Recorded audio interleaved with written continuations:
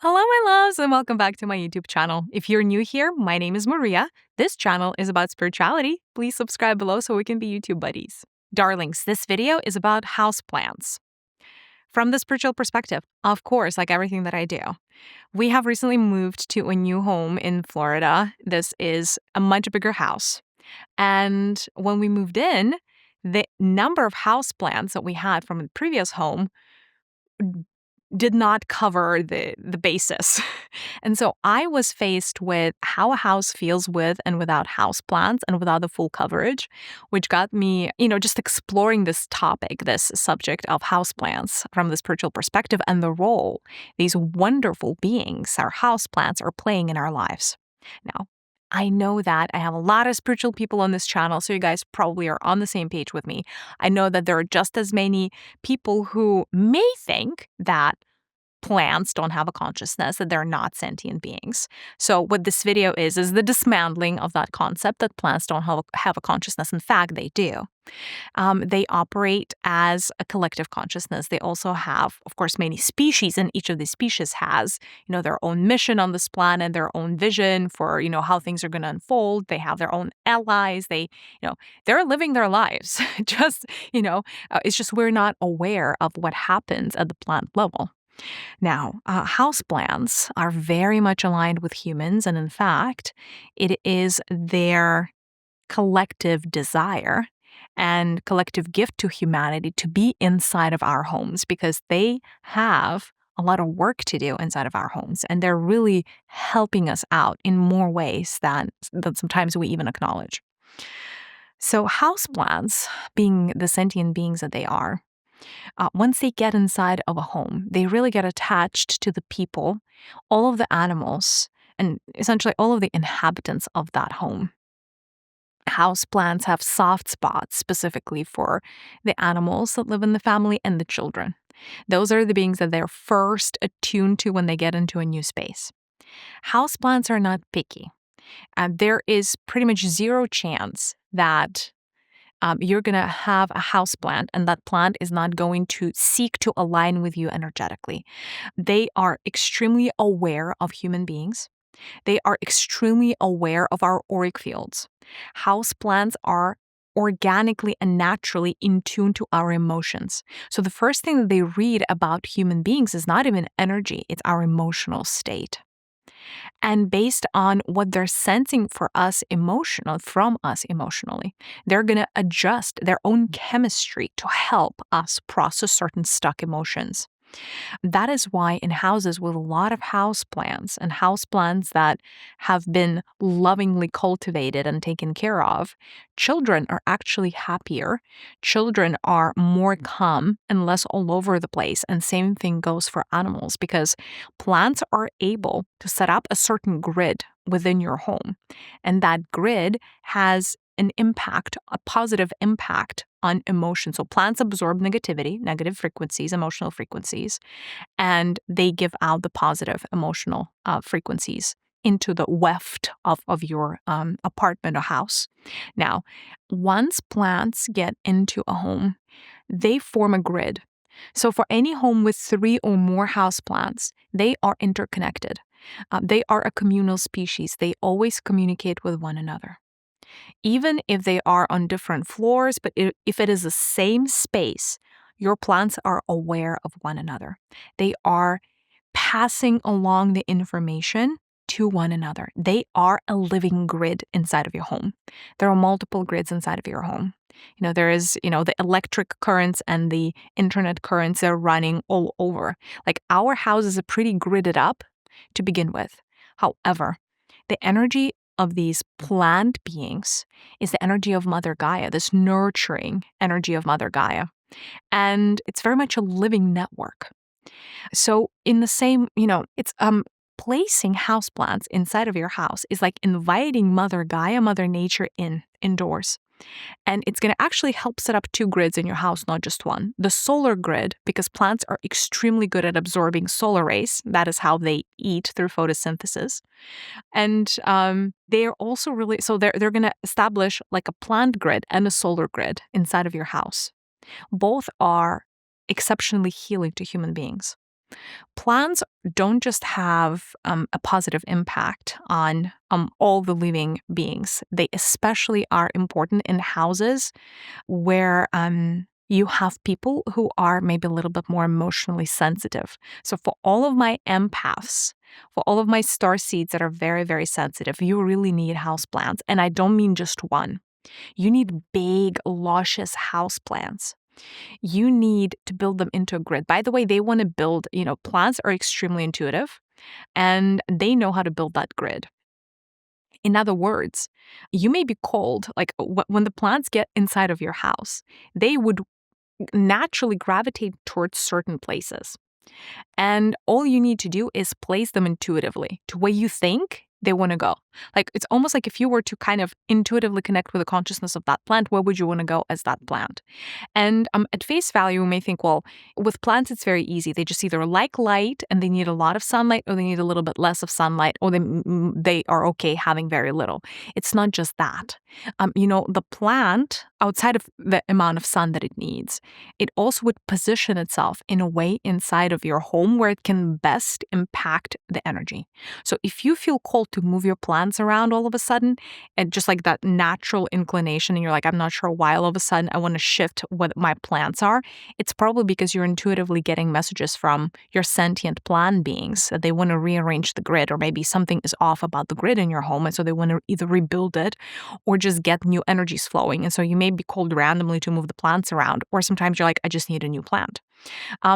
Sometimes I know plants are also dying, and there is a lot of sadness when that happens because our plants are very much energetically connected to us. So it is like a death in the family.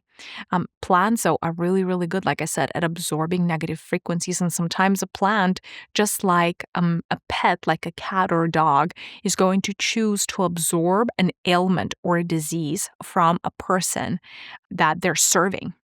And sometimes if the energies are very dense and dark or heavy, the plant is not going to survive that exchange. So they become that container and they sacrifice themselves in order to harmonize the grid. If you have a plant that died, it is, as sad as it is, it's probably best to try and replace it.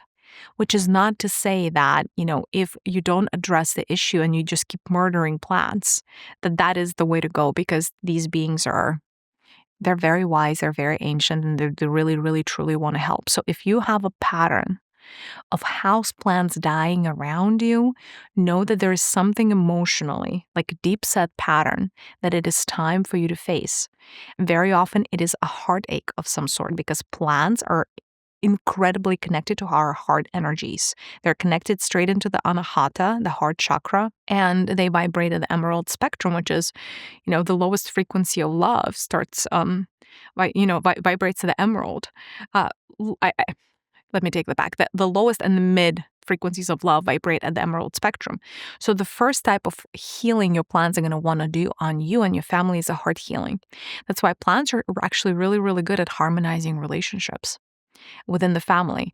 If it is a family that has a lot of fights, or there's just like a lot of different personalities that don't quite jive very well together, getting more house plants could be advisable, because plants can harmonize your emotions. They can help you process some of the more challenging emotions, and in that they're evening out the rough edges, really helping you process things better.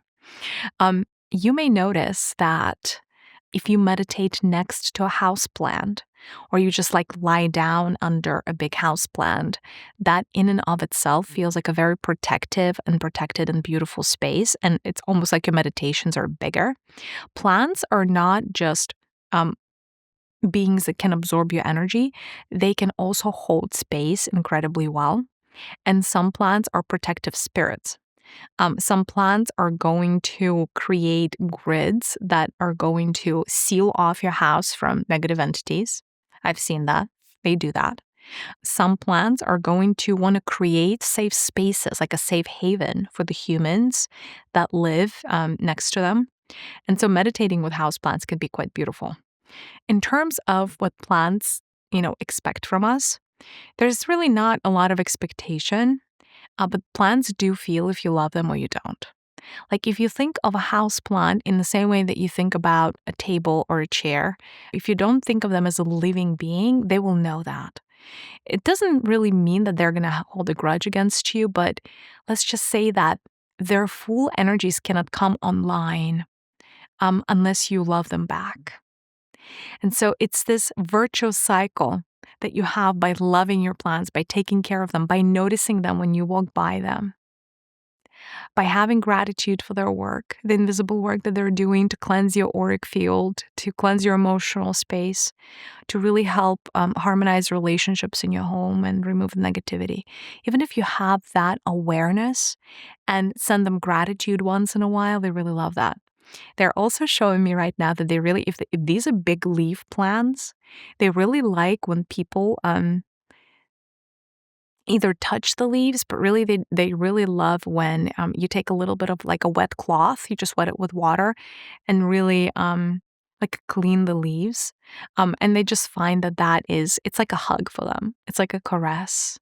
They also like, if it's not a plant that you can touch like that, they really also appreciate you placing your hands right around their root system. So you would, essentially put your hands on both sides of the pot and imagine sending golden stream of energy towards their root system. And that is how they best connect to you initially. And that is how you can almost like initiate a new plant into the family, is by saying energetically hello to a plant in this way, because they will get extremely attuned to your energy right away.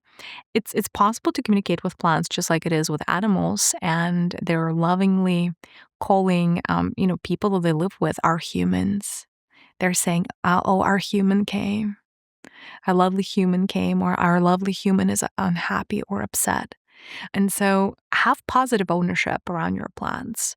They very much consider you a part of their extended family, and they're working diligently in the background to build all of these grids so life can enter your house. Talking of grids, electricity and like all of these EMF waves and all of these electric appliances that we have are creating a suboptimal situation inside of our homes.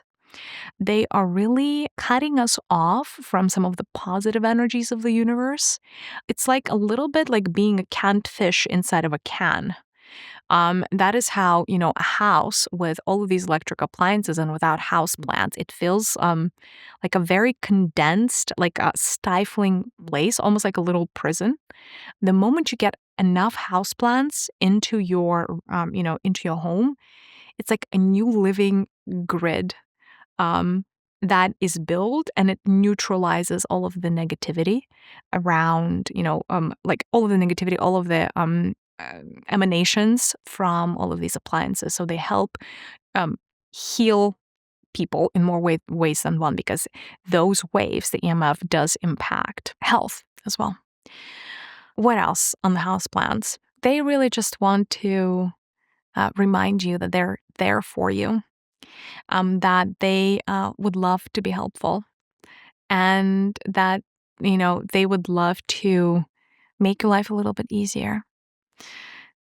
I am sensing that somebody is gonna, somebody on the other side of the screen is wondering, how many plants do you need in your house to build a grid? It is intuitive, right? I cannot give you an exact number of plants because each plant, of course, is a consciousness. Bigger plants have bigger consciousnesses. If that's like the bigger the plant, the bigger the consciousness is what you need to know. The bigger the plant, the more square feet it covers with its body.